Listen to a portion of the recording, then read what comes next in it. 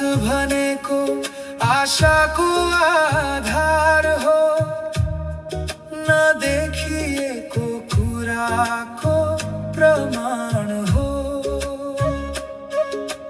हृदयको आँखाले हेरौ, भौतिक आँखाले त देख्ने छैन। एलोहिमको प्रतिज्ञा कहिल्यै टुट्ने छैन। अब्राहम जस्तै बोलावटमा हिँडौँ, स्वर्गीय देश नदेखे पनि विश्वासमा बढौँ। सारा जस्तै प्रतिज्ञामा अडिग रहौँ, ढिलो भए पनि आशा कहिल्यै नछोडौँ। विश्वासले हामी अघि बढ्छौँ, डर र शङ्का सबै छोड्छौँ। हाम्रो एलोहिम सत्य हुनुहुन्छ, हाम्रो आशा र विश्वास पक्का छ।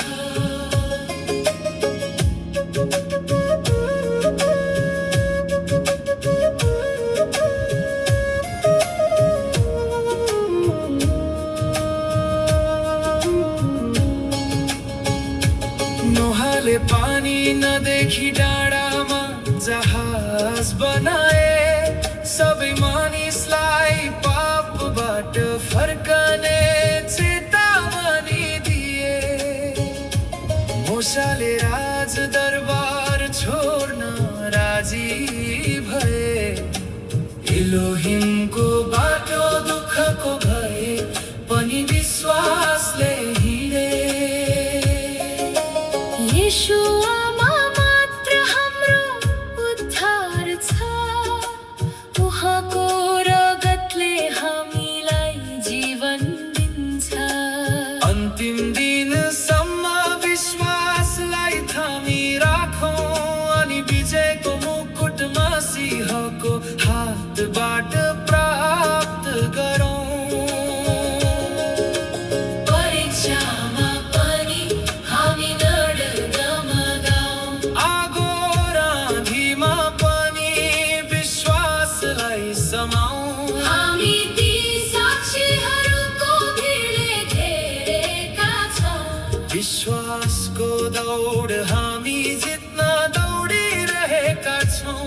विश्वासको दौड हामी जित्न दौडिरहेका छौँ। विश्वासको दौड हामी जित्न दौडिरहेका छौँ। विश्वासले हामी अघि बढ्छौँ, डर र शङ्का सबै छोड्छौँ।